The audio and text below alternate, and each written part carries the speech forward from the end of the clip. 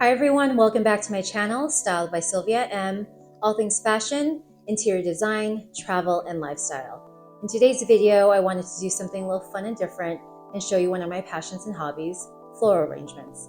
I got into floral arranging about a decade ago, kind of just fell into my lap and I took a liking to it. But for the most part, I focus mainly on your traditional floral arrangements. But I wanted to explore and venture off and look for different techniques. And that's when I recently came across Ikebana.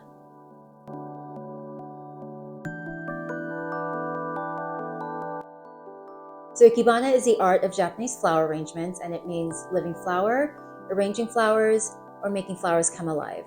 And while traditional Ikebana has strict rules and guidelines, I wanted to share with you my interpretation while still respecting the art form. So the great thing about Ikebana is that you don't need a lot of flowers for a beautiful arrangement together.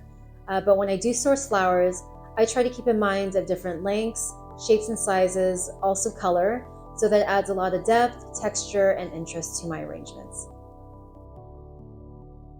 So with that being said, when I do select flowers, I tend to pick something that's completely different, something that I wouldn't typically reach for day to day. I feel like this is like your one time to really have fun with it, take chances, and think outside the box. So let's go ahead and review some of the flowers that I selected. So these are ranunculus. It is a common flower that you would find in an arrangement, but this came from the same bunch, and so you can see how different the two are from each other. I love the layers and how cloud-like the flower is. This is a French tulip, and it's quite obvious how it got its name. The edges of the tulip are all fringed, and I think it's just really beautiful. I truly appreciate a regular tulip, but this is just really gorgeous and I couldn't help grabbing it. This is the blushing bride. These flowers do have technical names, but the common name it goes by is blushing bride. But I just love how interesting this is. It's all spiky, has different textures, and it's quite uncommon. This is a calla lily, and it is a common flower, but I selected it because it is quite neutral and it still has a beautiful shape and length to it. This is a star-flowered pincushion, and I just really love the texture and the look of this flower. This is a sweet scabious, and I chose this flower for some contrast in the arrangement. I also love how the little buds have this little squiggly shape to it, and the texture. This is called yellow kangaroo, and it's like a branch, has this really soft, fuzzy texture to it on the branch, also the blossoms. But I guess it gets its name by looking kind of kangaroo-like. But for obvious reasons, I thought this would just give the arrangement real interest and depth. I'm not too sure exactly what the name is, but this one reminds me of kind of like dill, except it's more twig-like, twig and branch-like. But I just love the fluffy texture of this, and thought this would be interesting to add to the arrangement. Now I want to show you the variety of different Ikebana vases and vessels that I was able to source. So the first one is this really beautiful, interesting glazed ceramic. It's flat, has this egg-like shape, has a frog that's inside attached to the ceramic, and a frog is basically this like metal spike piece that you stick your floral stems into. It keeps the flowers from moving and it keeps it in place. This one came attached, and it's really convenient. You don't have to worry about it moving around. But I love the interesting speckled texture, and this is kind of like a one of a kind, and I think this one's really special. I found this on eBay, and I think I just got really lucky with this one. Next is this Amazon find. Has this beautiful matte texture, speckled exterior, smaller in shape, in size, but it's still very interesting. I think this is a great way to get into Ikebana without breaking the bank, and super affordable. This last one has an interesting story. I found this on Etsy. Note to self, make sure you measure things before you purchase. This is a super interesting handmade vessel. It's kind of like a dome shape, and it has this hole, has the little holes on top where you put the stems through. I thought this was an enclosed vessel. I thought it had like a bottom where you can fill water in, but you actually can't. And so I have this bowl at home, and I thought that it'd be interesting to just go ahead and place this little vessel inside the bowl, fill it with a little bit of water, and be able to use this as a Ikebana vase where I can keep the flowers hydrated and with water. So let's get into the arrangements. For me, I just use my floral shears. If you're dealing with flowers that have softer stems, then you can just use scissors. But I have my shears and a towel, and whichever vessel you're going to be using. I'm going to start with the long flat one. It's filled with water, and there's no wrong way or right way of doing this. It's just your interpretation, whatever you feel, whatever moves you. For me, I try to add different height textures and interest by having your eye move from like left to right or up and down of the arrangement. So you might be making mistakes while you're doing this. You can always just remove and change your mind. But let's get into this and see what I create. So I'm going to start with the fringed tulip. What I'm going to do is remove the stem or the leaves. I have a bin underneath, just throw things away as I go. But you want to kind of clean off as much as you can on the stem. There might be some dirt in there. I like to keep some of the leaves on here to add some interest and depth to it. Kind of keep that organic shape that the stem already has. I will cut off most of the stem, remove this bottom portion, and depending on how you position the flower in the vessel into the frog will kind of determine how you're going to cut the stem. So I have it at this angle, but that may not work. So how you want the flower positioned in your arrangement would also determine how you would actually cut the stem.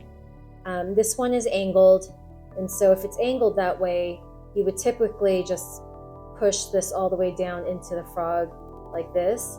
So your flower would be upright. However, if you wanted the flower to go angled like this, then I would cut the stem at this angle, giving the stem enough surface for it to go into the frog. So as I show you, it's kind of pinned down into the frog, and it's at this angle, giving kind of more that horizontal look that I want. So I'm going to transfer that flower now into the actual vessel and push it down. And it has that interest. It has this horizontal shape. Now most likely I want to add a flower or a stem of something that's going to go the opposite direction and add some height to it. Now Ikebana is falls within the I think the art form of wabi-sabi and the concept of wabi-sabi. So it depends on what you're doing, but sometimes less is more, especially for Ikebana. So Don't feel the need to use all the flowers that you selected to put into this specific arrangement. Just have fun with it. Try putting things in. If you don't like the way it looks, you can always remove it and edit.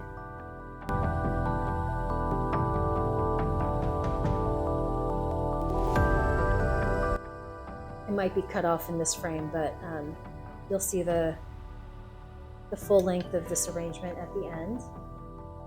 So depending on the look you're going for, sometimes I will remove some of these leaves off of the stems to give it a more minimal, cleaner look.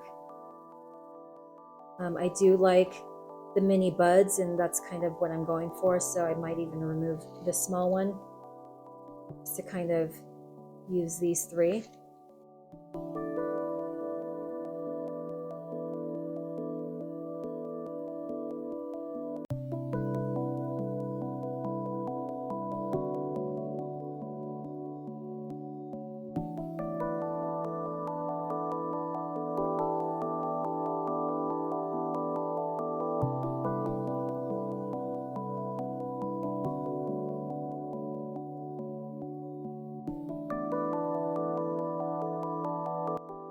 So I like to keep flowers, keep your eye moving. So I like to keep the flowers at different heights.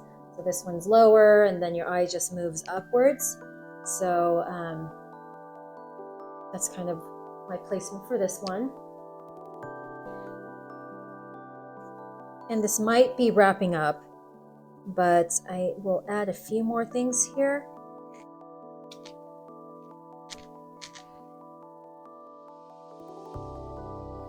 Sometimes if a stem is really thin, you have to have one of the spikes of the frog go directly into the length of the stem. So gotta find the right one to have it puncture so that it stays in place.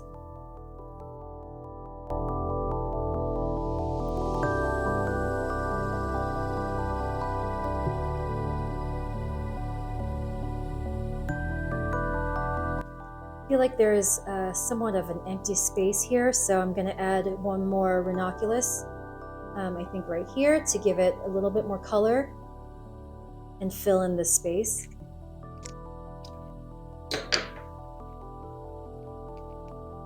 You also have to be mindful that the amount of flowers you can put in is extremely limited. This is all the surface you have to work with, so keep that in mind. I did say less is more, so it really kind of depends on what flowers you're choosing. But I think we're maxing out.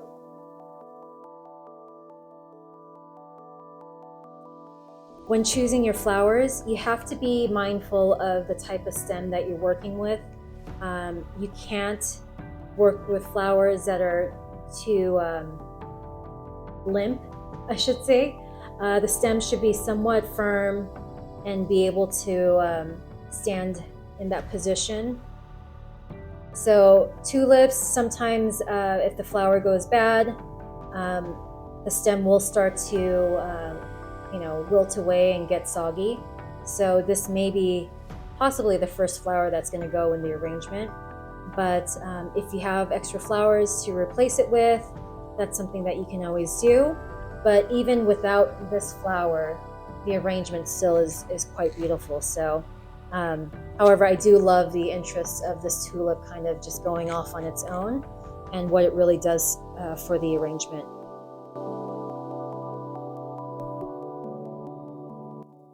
Next will be the Amazon find of a smaller vessel. The con about this is that because the frog is actually not attached to the bottom, if your arrangement starts to get too heavy and it's not evenly distributed, it will fall and tilt over. So just be very mindful of how you place the flowers and the distribution. You can't go super heavy with this on one side and then the other side is super light. If you're going to be using larger flowers, you're going to have one that's heavier on the left and also on the right to weigh the frog down. So with this specific vessel, you may be playing around with it a little bit more and make some mistakes along the way, but just keep that in mind. You want the even distribution. So because this is not attached, I like to sometimes pre-cut some of the flowers that I'll be working with so that it's easier to maneuver and just kind of grab and go so that it doesn't tip over. So let's give this a shot.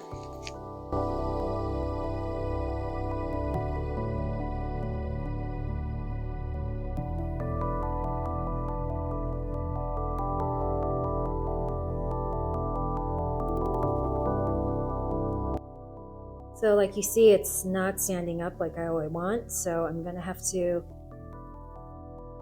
start over and give it another go.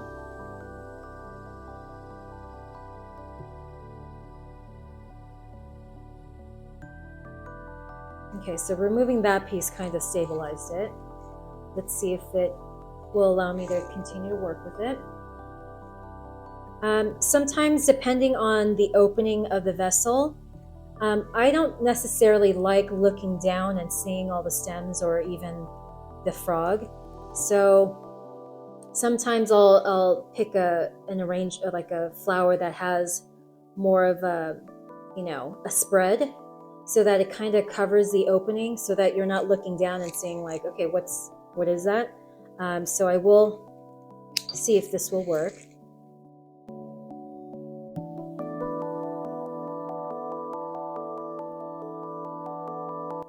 I also have this interesting dried twig that I'm going to try using.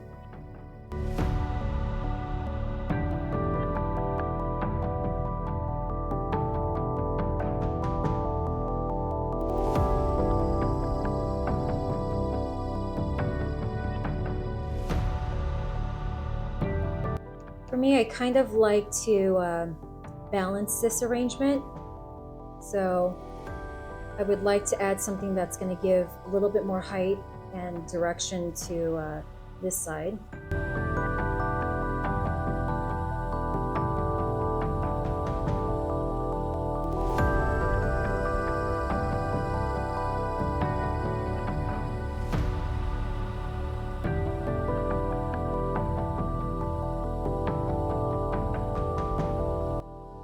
Now I feel like it's quite balanced. Now, some people might just stop here at this point. I want to add a little bit more interest here in some of the empty spots. I'm not always a less is more kind of girl. Now this, I want to use just more of this top portion of the branch or a twig. So I'm going to remove this bottom portion. So we're just dealing with this to add a little bit texture back here. Sometimes you need to wedge it between some of the other stems so that it stays in place. I'm going to try to see if some of the leftovers stay in place. Just to add a little bit more texture down there. It looked a little bit empty there. Now I feel like it's a little bit empty here, so I'm going to add one more.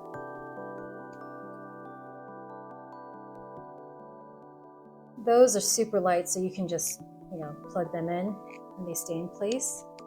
And I think this one is finished and it looks great.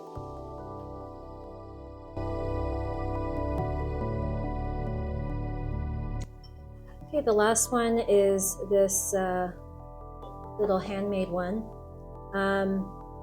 The holes for this is going to limit you to what type of stem you can put in.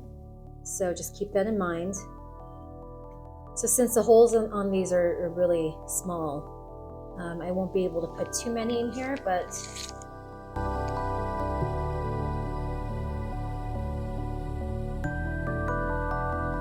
this also can't be too heavy, so you have to keep in mind of the distribution.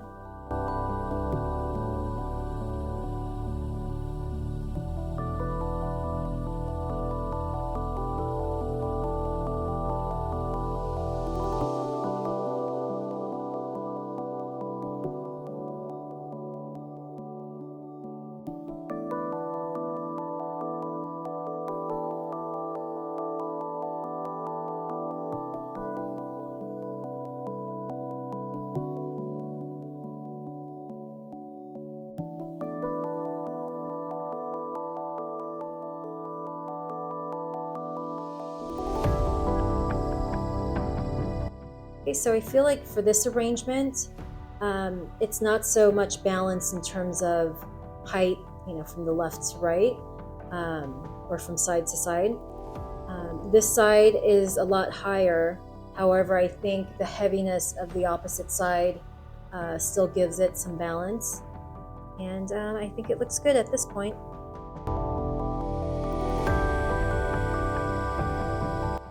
I hope you're able to have some fun and learn a little bit about Ikebana with me.